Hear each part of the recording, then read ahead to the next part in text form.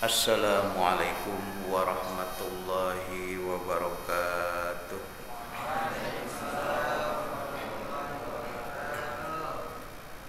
Alhamdulillahilladzi a'adal jannata liman amana wattaqa wa a'addan nara liman kafara wa 'asha.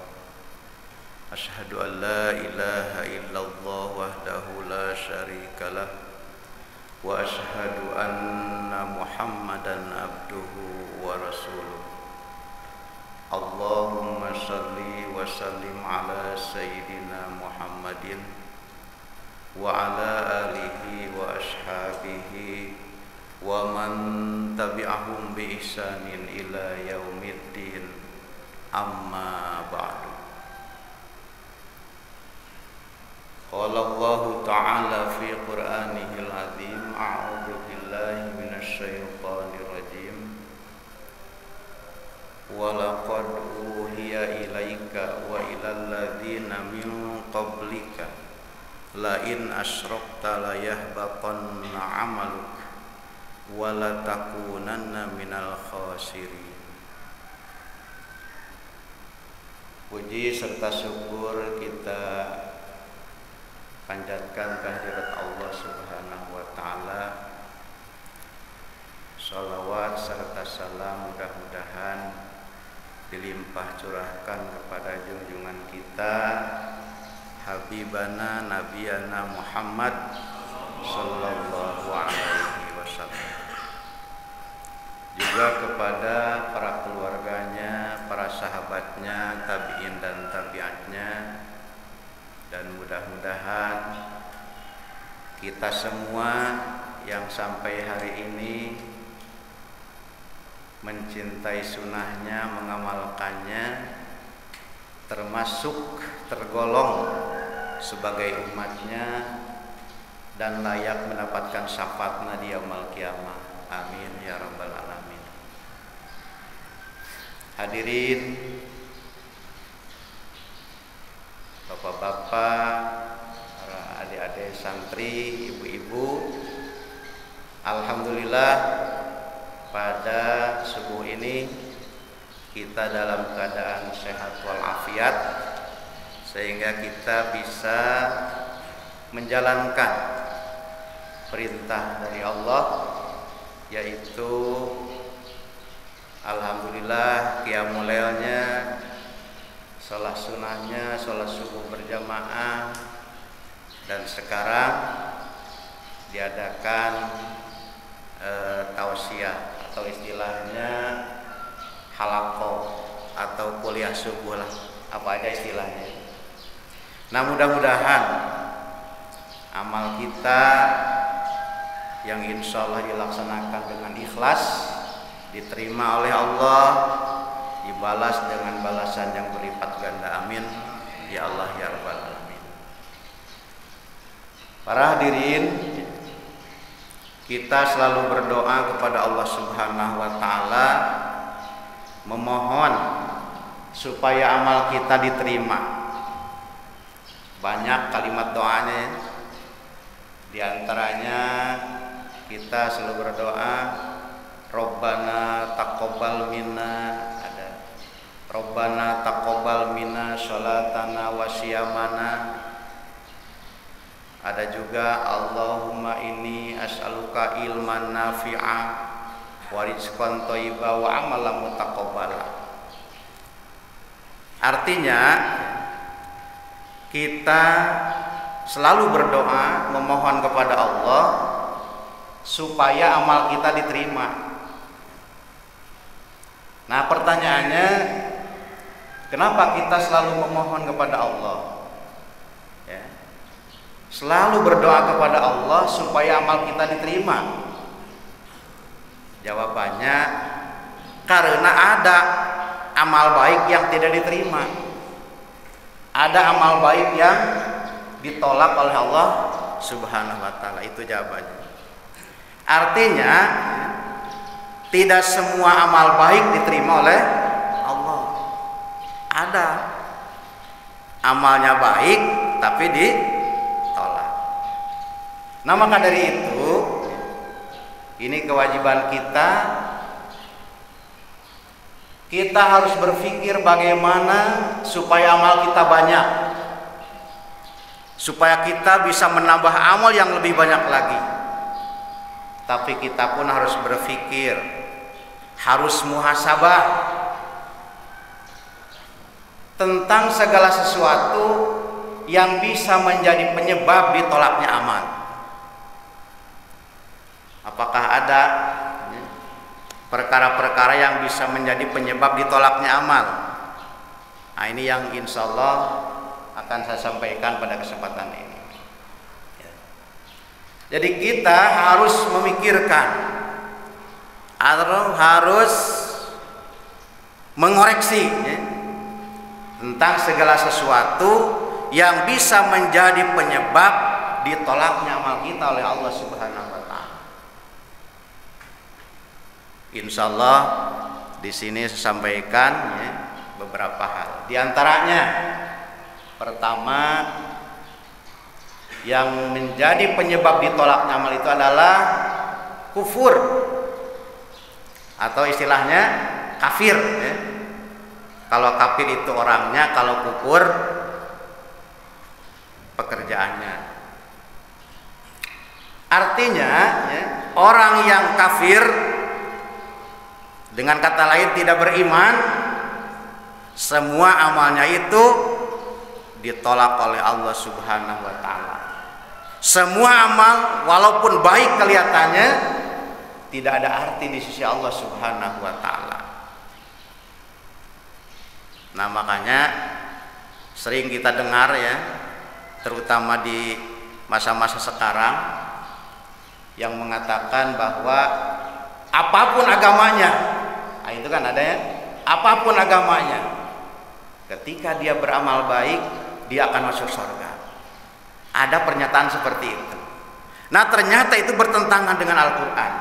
Karena kata Al-Quran, seseorang yang tidak beriman kepada Allah alias kafir, walaupun kelihatannya amalnya baik bahkan banyak, itu tidak diterima oleh Allah, sia-sia di sisi Allah.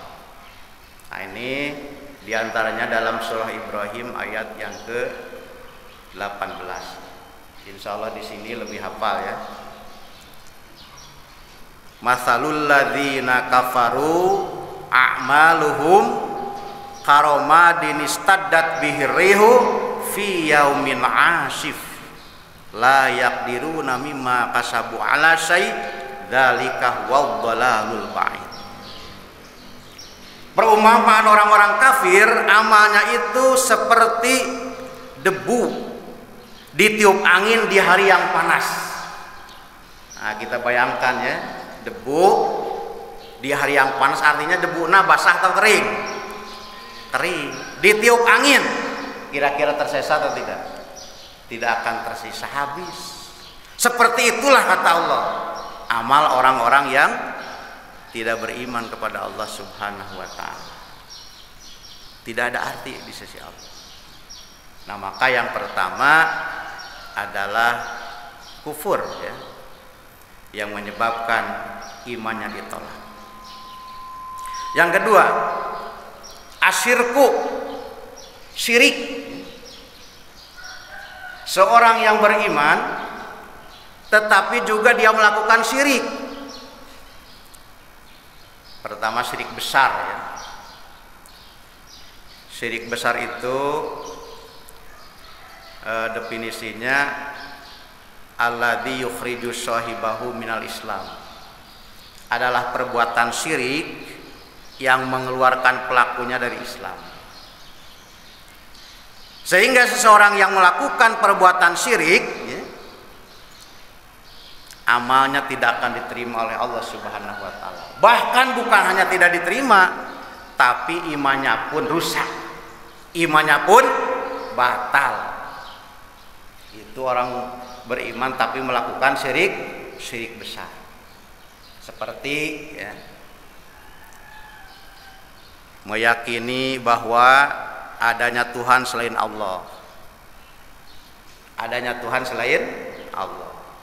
Allah diakui, yang lain pun diaku. Nah, itu syirik besar, syirkul akbar. Ada juga yang meyakini bahwa Allah Tuhan itu gabungan,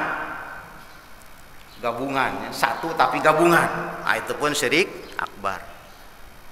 Laqad kafaral ladzina qalu innallaha tsalisu salasah. Yakin kufur orang yang mengatakan Allah itu ketiga dari tiga. Termasuk syirik akbar juga orang yang mempercayai bahwa adanya kekuatan selain kekuatan Allah. Seperti meyakini bahwa benda ini mempunyai kekuatan anu misalnya. Ada kan benda-benda yang suka dipercaya. Nah, kalau di sunnah istilahnya jimat ya. Ada yang percaya bahwa jimat itu mempunyai kekuatan. Benda-benda tertentu mempunyai kekuatan. Itu namanya syirkul akbar, syirik besar. Ya. Termasuk juga syirik akbar ya, yaitu tayyaroh. Ketika ada suatu kejadian, kemudian kejadian tersebut disebutkan karena anu. Nah, seperti kalau zaman dulu biasanya ada di rumah tangga ada istilah istri pembawa sial. Nah, itu sebetulnya di akidah Islam itu tidak benar, mengakibatkan syirik karena adanya kepercayaan kepada selain Allah, bertentangan dengan rukun iman yang keberapa tuh? Keenam ya. Wabil qadari khairihi wa syarrihi minallah. Yang ketiga ya, yang menyebabkan ditolaknya amal itu adalah beramalnya tidak dengan ilmu. Beramal tapi tidak dengan ilmu. Salat mau melaksanakan tapi tidak tahu ilmunya. Syaratnya bagaimana, rukunnya bagaimana, yang membatalkannya apa, ya, prakteknya seperti apa, tidak tahu. Jadi sholatnya itu hanya mengikuti aja kebiasaan kebanyakan orang. Puasa, melaksanakan puasa, tetapi tidak tahu ilmunya. Syarat puasa itu apa? Rukunnya bagaimana? Maca Quran, mau maca Quran, tapi tidak mempelajari cara-cara baca Quran yang benar. Bahkan haji umroh pamannya ya, tapi tidak belajar dulu bagaimana tata cara umroh yang benar, tata cara haji yang benar. Nah, ketika tidak dengan ilmunya, maka amalnya tidak akan diterima. Seorang ulama ya, Syekh Ibnu Ruslan berkata, wa kullu man bi ghairi ilmin ya'malu amalu mardudatun la tuqbalu.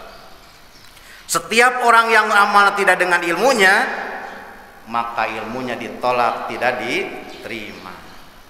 Nah, maka kita diperintahkan sholat, diperintahkan puasa, haji dan sebagainya, maka kita pun diperintahkan untuk belajar ilmu.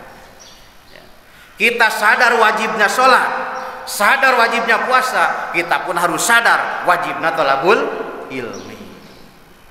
Nah, ini kebanyakan ya di masyarakat kita wajibnya sholat sudah menyadari, tapi belum sadar wajibnya ilmu. Nah, ini yang harus disadarkan oleh kita ya. Harus ditanamkan kesadarannya bahwa ternyata menyadari wajibnya sholat harus diikuti, disertai dengan kesadaran wajibnya thalabul ilmi. Yang keempat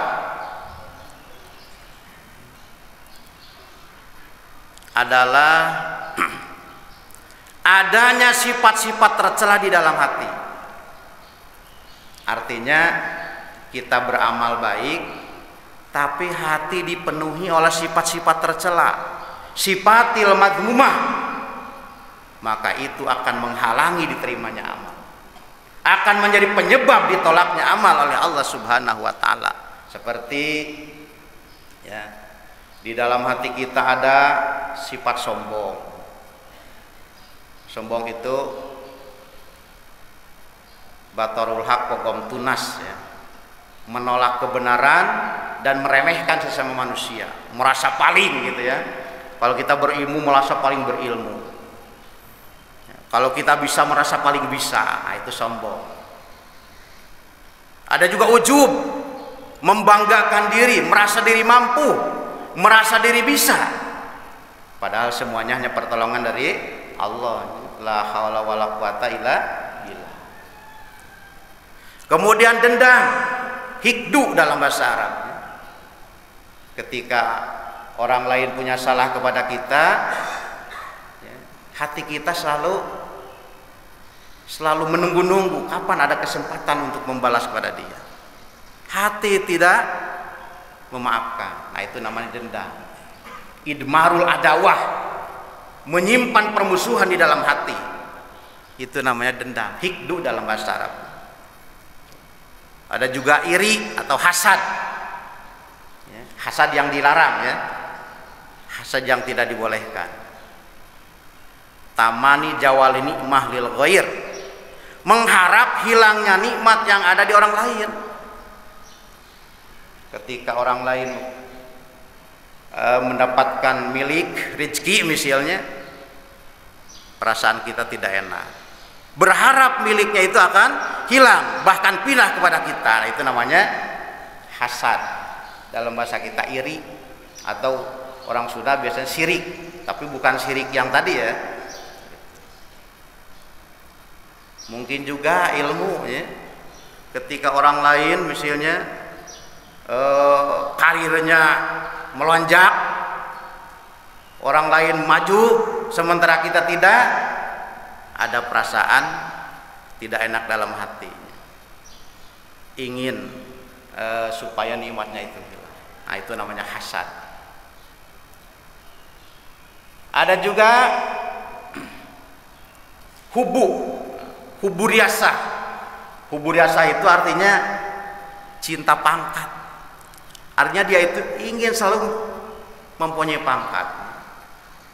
Hubulja, cinta agung, cinta keagungan. Artinya dia itu selalu ingin diagung-agungkan. Kalau dia misalnya seorang RT, tidak dipanggil Pak RT, sudah tidak mau lihat, tidak mau datang. Nah, itu nama hubulja, cinta keagungan. Jadi inginnya itu selalu agung-agung. Itu penyakit, ya, penyakit hati. Kalau kiai misalnya tidak disebut kiainya, udah dia tidak datang, tidak melihat gitu. Ketemu di jalan misalnya dipanggil, tidak disebut kiainya, padahal dia kiainya, udah tidak mau lihat. Itu hubuljah namanya, itu penyakit. Nah, jadi dengan adanya penyakit-penyakit di dalam hati yang disebut dengan sifatil madmumah, sifat tercela, itu bisa mengakibatkan amalnya ditolak oleh Allah. Salah satu contoh hadisnya, ya, kata Rasulullah, iyakum wal hasada, fa innal hasada yakul hasanati kama takulun narul hatoba. Kalian harus takut dengan hasad, kata Rasul. Harus takut dengan sifat iri, karena sifat iri itu merusak amal baik kita seperti api merusak kayu bakar. Kayu bakar kering, ya, dimasukkan ke dalam api, habis. Seperti itulah kata Rasul. Kita sholat tetapi dalam hati ada dendam, ada iri, habis. Kita puasa tetapi dalam hati ada sifat iri, ada sifat dendam dan sebagainya, habis amal kita. Ketika kita dendam terhadap orang lain, ya, menyimpan permusuhan dalam hati terhadap orang lain, maka amal kita ditangguhkan. Dalam hadis diterangkan, ya, setiap hari Kamis amal kita diangkat oleh malaikat ke langit, disetor maksudnya, ya. kemudian diterima oleh Allah kalau amalnya baik. Tetapi ada amal yang ditangguhkan oleh Allah, yaitu orang yang di dalam hatinya ada permusuhan terhadap saudaranya. Ada kan yang suka bermusuhannya, bermusuhan tetangga jeung tetangga, bahkan saudara jeung saudara, keluarga dan keluarganya. Saminggu tercager, 2 minggu belum sembuh juga, setahun bahkan ada yang berkata saya sakit hati, kayaknya sampai mati tidak akan sembuh. Tapi kak diturban kutang belum cekurang suramanya. Nah itu ternyata itu sangat merugikan diri kita sendiri. Ada terjadinya biasanya di musim-musim ini, musim pilihan-pilihan itu, hanya karena beda pilihan terjadilah tuh ya. Nah itu jangan sampai. Maka kata Rasulullah, kalau ada terjadi konflik ya, antara sesama muslim, terjadi permasalahan sama muslim, paling boleh itu 3 hari. La yahillu li muslimin ayah jura'ahu pauqa salasi layalin, kata Rasulullah.